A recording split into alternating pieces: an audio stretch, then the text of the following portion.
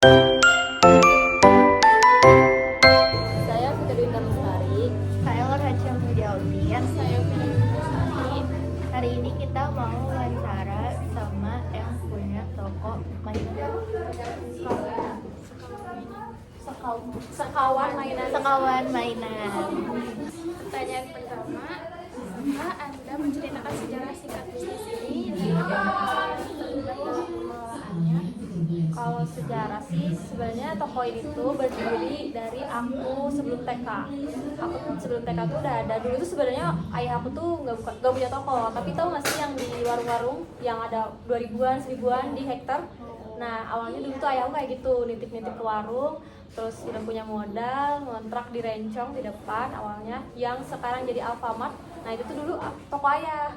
Terus dari aku TK pindah lagi ke deket mie MP, habis itu pindah lagi sekarang ke rumah sendiri. Itu awalnya. Kalau anggota sih sebenarnya cuman anggota inti aja sih, kayak aku, ayah aku, ibu aku, sama punya karyawan 2.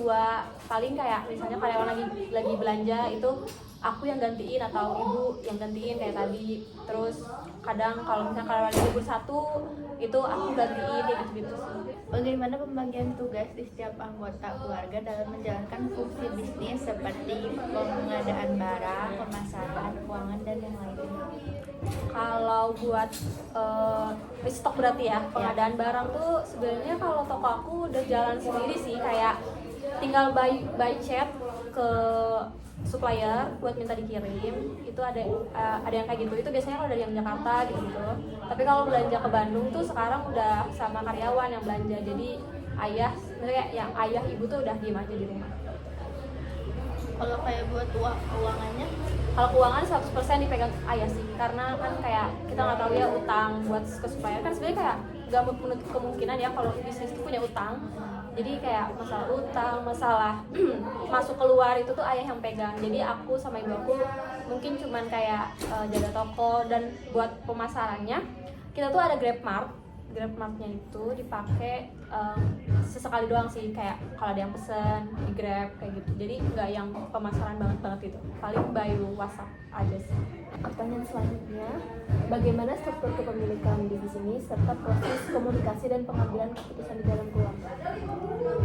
Wah kalau kayak gitu itu sangat 100% ayah kalau misalnya masalah keputusan ya, karena kan dari lama juga ini bisnis saya, apa ayah. Sebenarnya kita tuh ada cabang, bukan cabang atas milik ayah, tapi cabangnya tuh atas milik adiknya ayah. Jadi jatuhnya keluarga besar banget. Jadi aku punya sepupu pun namanya sama Sekawan, tapi dibeda-bedain. Kalau adiknya ayah itu namanya Sekawan Ragil, itu ada di Pengalengan. Kalau aku kan Sekawan 96 tuh nomor rumahku. Terus ada Sekawan Yarik dulu ada di Jepara. Jadi ada beberapa sekawan yang lainnya gitu. Jadi kalau keputusan kayak gitu sebenarnya ayah sih yang ini, kayak mau ngambil barang apa kayak gimana, kecuali ayah minta saran ke ibu atau ke aku, kayak ini barang apa yang lagi viral ya, barang apa yang lagi lucu kayak gitu. Itu kadang nanya ke aku atau ke ibu, karena ayah agak awam lah untuk hal-hal yang viral di TikTok atau sosial media. Selanjutnya, apa tujuan utama bisnis ini dan bagaimana keluarga menjaga keseimbangan antara kepentingan bisnis dan kepentingan keluarga? Kalau tujuannya pasti nyari uang lah ya, nyari nafkah. Kalau misalnya apa sih tadi yang kedua, memisahkan antara keluarga sama ini kepentingan bisnis. Kalau aku sih, aku ya uang keluarga, uang toko. Jadi nggak dicampurin. Jadi misalnya gini, penghasilan sekarang sekitar segini, itu tuh paling cuma diambil buat jatah makan, jatah nafkah buat ibu, anak, sama ayah pribadi aku sendiri gitu. Jadi uang toko bener-bener uang toko buat diputer-puter lagi, nanti baru beberapa diambil untuk keperluan rumah kayak gitu. Jadi nggak dicampur-campur. Bahkan misal aku mau COD itu otomatis COD-nya ke toko, nggak ke rumah, karena yang dikenalnya toko.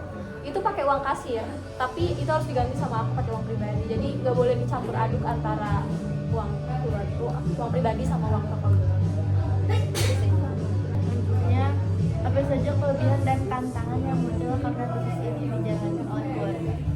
Tantangannya ya, mungkin ini perbandingannya sama keluarga besar kali ya. Soalnya kalau tantangan keluarga aku pribadi minim. Tapi kalau tantangan keluarga besar tuh kayak mungkin lebih ke persaingan antar saudara jatuhnya, karena kayak si ini punya barang ini, si ini punya barang ini, harga si ini dapat segini kayak gitu. Kedekatan antara supplier pun itu ngaruh gitu. Kadang kayak ada misalnya ponakan ayah tuh buka toko atas nama sekawan juga, tapi belakangnya beda.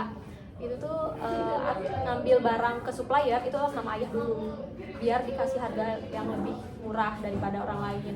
Mungkin tantangannya kayak susah untuk dari supplier ya, awal-awal susah buat nyari supplier kalau nggak punya kenalan orang dalamnya, misalnya nggak kenal bosnya gitu lah.